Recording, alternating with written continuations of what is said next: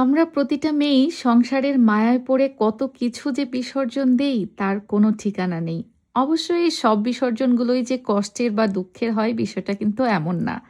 সংসারের জন্য কিছু কিছু বিসর্জন থাকে যেটা আমরা মেয়েরা খুবই হ্যাপি মনে করে থাকি, আলহামদুলিল্লাহ। আমি যখন আমার লয়ের উপরে স্নাতক পাশ শেষ করলাম, তখন আমার প্ল্যান ছিল আমি কোর্টে প্র্যাকটিস শুরু করব। ওই সময় আমার চাচা ছিলেন হচ্ছে জজ কোর্টের সিনিয়র অ্যাডভোকেট। তিনি অবশ্য এখন বাংলাদেশের অ্যাডিশনাল পিপি। তো আমার হাতে সেই সময় আসলে অনেক অপরচুনিটিস ছিল। আর যেহেতু চাচার সাথে প্র্যাকটিস করতাম, শেখারও সুযোগ ছিল অনেক। কিন্তু সেই মুহূর্তেই সেজা মামুনি পেটে আসে আর তারপরে আলহামদুলিল্লাহ আমরা ওর জন্য অপেক্ষা করছিলাম যে আমাদের কোল জুড়ে আমাদের প্রথম সন্তান আসবে। তো ওই সময়টাতে আমার ক্যারিয়ারে একটা বেশ বড় গ্যাপ নিতে হয়েছিল। স্টিল আমি ফিল করি আমার যারা ফ্রেন্ড সার্কেল ছিল তারা এখন বাংলাদেশে অনেক ভালো ভালো পজিশনে আছে। ওরা প্র্যাকটিস করে এখন আইন সেক্টরে অনেক বড় বড় পদে চলে গেছে। কিন্তু আমি কি করছি? আমি সংসার করছি। পাশাপাশি হয়তো ইংল্যান্ডে ভালো একটা জবও করছি। কিন্তু তারপরও বাংলাদেশে ওই সময়টাতে আমি চাইলে খুব ভালো একটা ক্যারিয়ার হয়তো গড়ে নিতে পারতাম। জানি না, কিন্তু সেই সময়টা আসলে আমি ক্যারিয়ার থেকে একটা গ্যাপ নিই।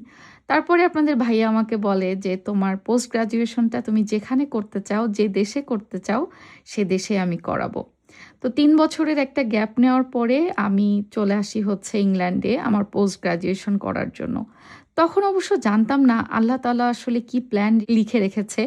কারণ প্রতিটা মানুষেরই স্যাক্রিফাইসের পিছনে কিছু না কিছু পুরস্কার তো অবশ্যই থাকে।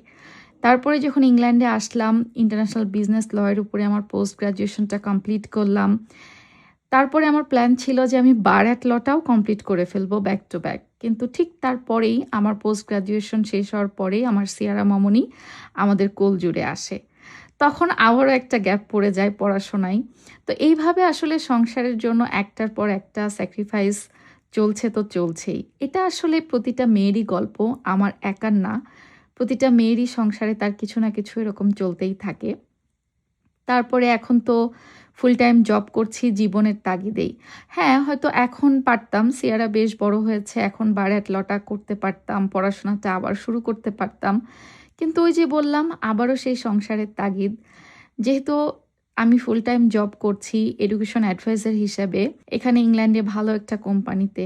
তো আমার এই ফুল টাইম জবটা যে শুধু আমাকে একটা ক্যারিয়ারই করে দিচ্ছে তাও না, আমার সংসার চালাতে ফিনান্সিয়াল একটা সাপোর্টও দিচ্ছে। আলহামদুলিল্লাহ, আসলে আমরা দুজন মিলেই টুকটুক করে সংসারটা আগায় নিয়ে যাচ্ছি, বাচ্চাদেরকে মানুষ করছি। তার মানে এটা না যে আমি আমার স্বপ্নগুলোকে ভুলে গিয়েছি।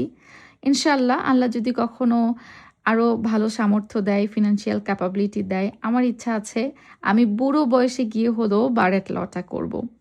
ওই যে কথায় আছে না যে পড়াশোনা করার আসলে কোনো বয়স নেই, শেখার আসলে কোনো শেষ নেই, জ্ঞান অর্জন করার জন্য তো কোনো বয়স লাগে না।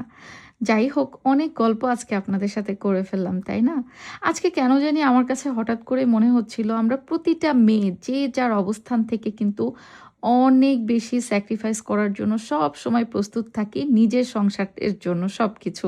আর এই স্যাক্রিফাইসগুলো কিন্তু আমরা মেয়েরা মোটেও কষ্ট বা দুঃখ নিয়ে করি না। আলহামদুলিল্লাহ আমরা এগুলোর জন্য অনেক হ্যাপি। এই যে আপনাদের সাথে আজকে আমার কিছু সুখের বা খুশির বা ইচ্ছার গল্পগুলো করতে করতে দেখেন কত কিছু শেয়ার করে ফেললাম, তাই না? আর এরই মাঝে কিন্তু আপনাদের ভাই মানে ২ ভাই, আমার হাসব্যান্ড এবং আমার দেবর দুজন মিলে আমাদের যে ২টা স্যান্ডেলিয়ার কিনেছিলাম এই ২ জায়গার জন্য, লিভিং এবং ডাইনিংয়ের জন্য, সেটা যে এই লাস্ট কিছুদিন ধরে কতবার খোলাপাড়া করছে। আর সেই খোলাপাড়া করছে আর লাগাচ্ছে। একবার লাইট চেঞ্জ করছে, ডিফারেন্ট লাইট আনছে, আরেকবার সুইচ চেঞ্জ করছে, কি করছে আর না করছে। যাই হোক, এত কিছুর মাঝেও কিছু বিনোদন তো দরকার, তাই না? তো চলেন তাহলে আপনাদের ভাইয়ার কাছ থেকেই শুনি তারা এই এক জিনিস নিয়ে গত ২ সপ্তাহ ধরে কয়বার খুললো আর লাগালো। সরি, আমি কিছু পারতাম না। ভাই ভাই প্রজেক্ট মানেই হচ্ছে বারে বারে খোলো আর লাগাও। কয়বার খুললা আর কয়বার লাগাইলা তোমরা বলো তো? ফিনিশিং দেখেন। ওরে ফিনিশিং! এক এক রিকোয়ারমেন্ট আসছে তো। আমার দোষ দিও না। আপনার পরে বলতেছে যে ওয়্যারলেস সুইচ লাগবে। ইয়ে তো গোল্ডেন এই ভুলটা তোমরা করেছিলা, তোমরা যে ওয়্যারলেস সুইচ নিয়ে আসছো বাট এটা সেট করার সময় তোমার মনেই নাই, সেটা তুমি সেট করে ফেলছো। এটা তো আমার মনে করার জিনিস ছিল না, আমি তো জানিই না এটা সম্বন্ধে। হ্যাঁ, তো পরে যখন বলেছি তো বলতে হ্যাঁ ওটা আমার লাগবে। না আমি বলিনি সেজার পাপা, ক্যামেরায় তুমি খালি খালি আমার দোষ দিচ্ছ, আমি জীবনও আমি বলিনি। শুনছি বলছেন। আমি বলছিলাম শোভন, হ্যাঁ শোভন টাকা আমার দিকে, না বলেননি স্যার। হ্যাঁ বলছিলাম আমি এই কথা। না এটা হচ্ছে পুরো পার্ট গোলালু, হাওয়া যেদিকে শোভন সেদিকে। আমি লক করে থাকতে চাই না। আচ্ছা আচ্ছা, সামার হলে বলতে না সমস্যা নেই ভাবি, আমি বালিশ খাতা নিয়ে ওখানে চলে যাচ্ছি। কিন্তু বাসে নিয়ে যাওয়া লাগবে। যাই হোক, এটা টাইট দিতে হবে কিন্তু তারটা তার মনে হয় একটু লুজ না? লুজ দেওয়া হয়েছিল। অবশেষে একটা সেট হলো, এটা হয়ে গেছিল অলরেডি সেট, তারপরে খুলে ওই যে কি জানি ওয়্যারলেস সুইচ দেওয়ার জন্য আবার ঠিক করা লাগলো। আর এটা এখনো হয় নাই, এটা দেখেন কেমন ঝুলতেছে, মনে হচ্ছে পড়ে যাবে। দেখো দেখো কি হয়, কাহিনী কি হয়। আরে দেখাও না শোভন, আরে দেখাও না প্লিজ, দেখাও না কি করতেছিল।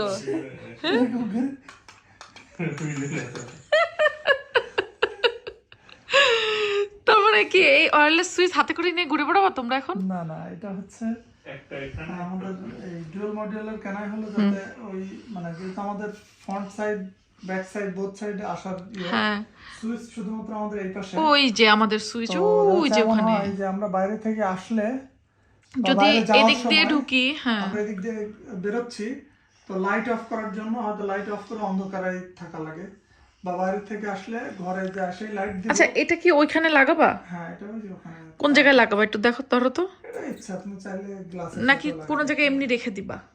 লাগাই দিই। যাও দেখি, ওই গ্লাসের সাথে না, এমনিতে দেওয়ালের সাথে লাগাবো না? এই যে আমার মনে হয় এখানে দিলে বেটার। হ্যাঁ, তাহলে এই ডোর দিয়ে ঢুকলো, ঢুকে আমরা ঠাস করে লাইটটা জ্বালায় ফেলতে পারবো। ওয়াও ওয়াও, সুন্দর। আর এইটার বেসিক্যালি মেন সুইচটা হচ্ছে ও যে ওখানে, তো এখন দুইটা সুইচ হয়ে গেল।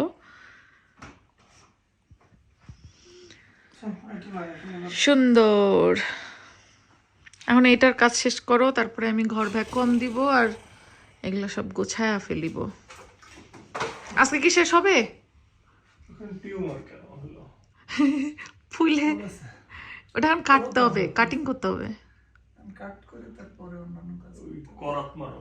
যাক, তারপরেও অবশেষে বেশ কয়েকদিনের কার্যসিদ্ধির পরে আমাদের স্যান্ডেলাইটটার একটু পজিশন চেঞ্জ করা হলো, লাইটগুলো চেঞ্জ করা হলো, আরও বেশ কিছু কাজ শেষ করে অবশেষে দুইটা স্যান্ডেলাইট ঠিকঠাক মতো সেটিং করা গেল। এর আগেও অবশ্য লাগানো হয়েছিল, বাট কয়েকবার খুলে পেরে এখন এই যে ফাইনাল কাজ চলছে আলহামদুলিল্লাহ।